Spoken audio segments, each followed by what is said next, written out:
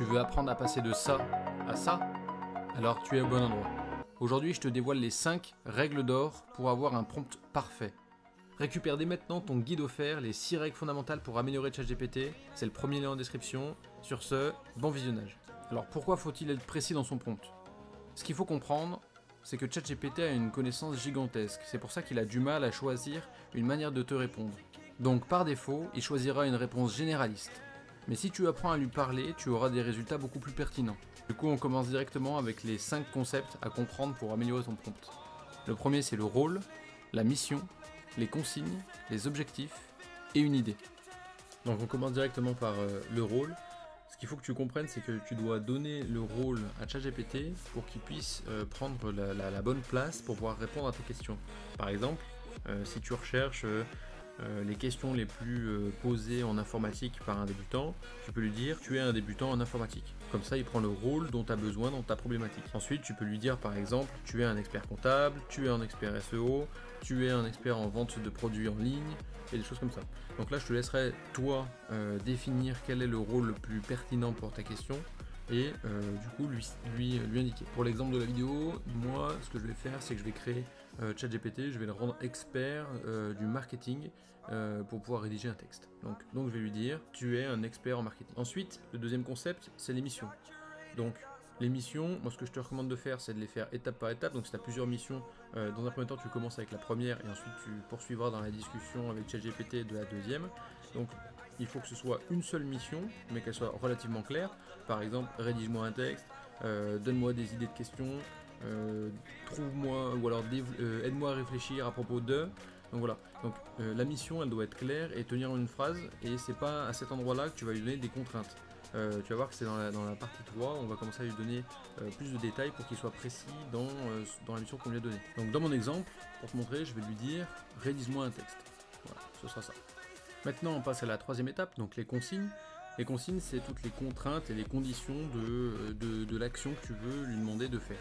Par exemple, pour de l'écriture, ça peut être la taille du texte, la taille des phrases, la structure, ça peut être le ton que tu veux qu'il utilise, familier, professionnel, humoristique, et du coup c'est corrélé au style. Ensuite tu peux avoir, par exemple, si ton but est de trouver des idées, tu peux lui donner des contraintes, par exemple pour lui dire que c'est ton domaine, lui dire celles que tu as déjà faites et que tu ne veux pas reproduire les mêmes ou des similaires. Si tu utilises à ce moment-là ChatGPT pour une idée, pour t'aider sur une recherche d'idées, tu peux lui stipuler ton domaine, mais également ton audience cible et ce que tu as déjà fait. Dans notre cas, pour l'exemple, on va tester en lui donnant en condition texte de vente de super formation sur l'IA, à destination des débutants, tu tutoies, le texte doit être court, il doit montrer l'importance de se former sur cette technologie. Donc voilà les conditions que je lui donne pour la rédaction du texte avec son rôle de marketing. Maintenant on passe sur la quatrième étape qui est l'objectif. Donc avec sa mission, son rôle et ses consignes, tu dois définir l'objectif de cette attente. Par exemple, augmenter mon nombre de vues, retrouver un équilibre alimentaire ou être plus persuasif, augmenter mon taux de conversion, des choses comme ça. Donc là, ça va vraiment être l'objectif fondamental de sa mission. Alors en fait, tout à l'heure, je me suis trompé, j'ai mis dans les consignes quelque chose qui aurait dû être mon objectif. C'était la partie tu dois montrer l'importance de se former sur cette technologie qu'est l'IA. Donc ça, c'est l'objectif de sa mission qui est de rédiger un texte. Maintenant, il connaît l'objectif et les consignes. La cinquième étape, c'est ton idée.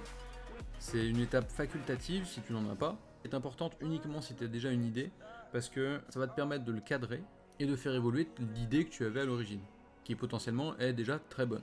Si en revanche, tu souhaites qu'il te propose une idée lui, avant même d'avoir proposé la tienne, tu peux lui laisser répondre son idée, et ensuite lui présenter la tienne, et lui dire comment est-ce qu'on peut joindre les deux, ou améliorer la mienne, ou intégrer la mienne dans la sienne.